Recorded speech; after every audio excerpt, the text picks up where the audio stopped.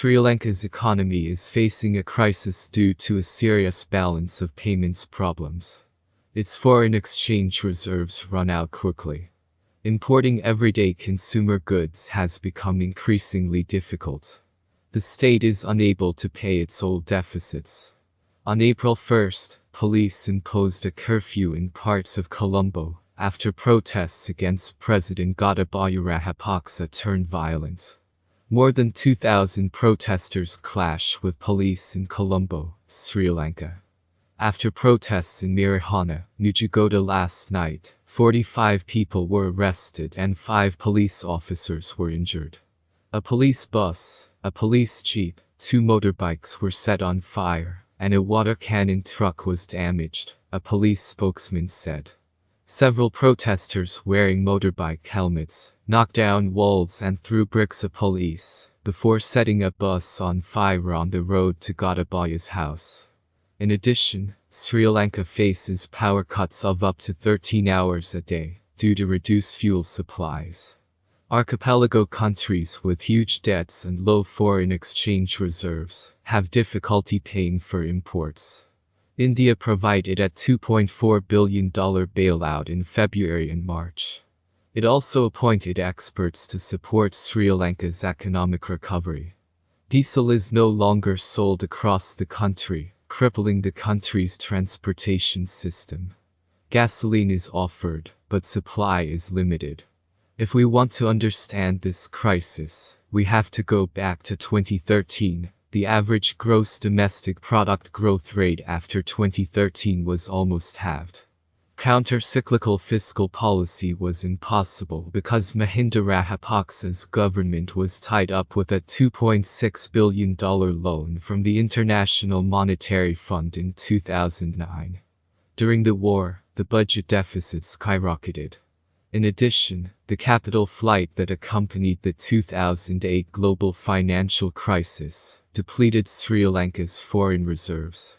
The 2009 IMF loan was obtained in this context, provided the budget deficit was reduced to 5% of gross domestic product by 2011. Without continued export growth or outflow of foreign reserves, the new coalition government led by the National Unity Party turned to the IMF in 2016 for a further $1.5 billion in loans over the 3 years between 2016 and 2019. The IMF requirement is that the budget deficit should be reduced to 3.5% by 2020. The IMF package led to a deterioration of Sri Lanka's economic health. Gross domestic product growth rates shrank from 5% in 2015 to 2.9% in 2019. The investment rate fell from 31.2% in 2015 to 26.8% in 2019. The savings rate fell from 28.8% in 2015 to 24.6% in 2019.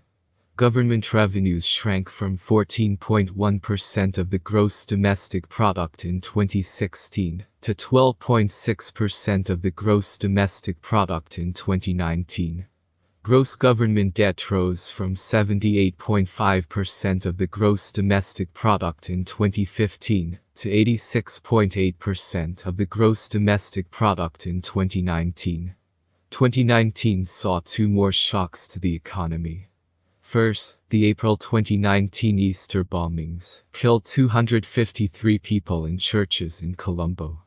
As a result, the number of tourists fell sharply, which led to a decline in foreign exchange reserves. The explosion has dealt a serious blow to prospects for economic recovery. Second, the UNP-led government was replaced in November 2019 by a new government led by President Gotabaya from Sri Lanka, and Gotabaya Rajapaksa as a leader. During its campaign, SLPP promised lower tax rates and a variety of soups for farmers. At first glance, these promises seem different from the IMF package. However, in the absence of a concrete policy alternative to the IMF's neoliberal package, these promises are hollow. Gotabaya Rajapaksa rushes to implement his lousy tax cut plan. In December 2019, the rate of value-added tax (VAT) was reduced from 15% to 8%. The annual VAT registration threshold has been raised from LKR 12 million to LKR 300 million. The annual income tax allowance has been increased from LKR 500,000 to LKR 3 million. The nation-building tax, pay tax and business services tax were abolished. Forecasts show that the number of registered taxpayers fell by 33.5% between 2019 and 2020, and nearly 2% of gross domestic product was lost due to the missed tax. Sales tax receipts are halved between 2019 and 2020. Sri Lanka spends about $260 million, or about 0.3% of GDP, annually on fertilizer subsidies. Most of the fertilizers are imported. To prevent the outflow of foreign reserves, the Gotabaya government has made a new but really strange decision in 2021.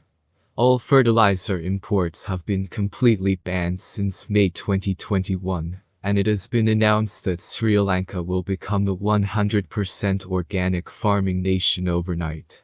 This policy, which was withdrawn in November 2021 after protests by farmers, has brought Sri Lanka to the brink of disaster. The agronomists agreed to warn the Gotabaya government about the potential disadvantages of the organic farming policy. They wrote to the government that if chemical fertilizers were banned, rice yields could fall by 25%, tea by 35%, and coconut by 30%.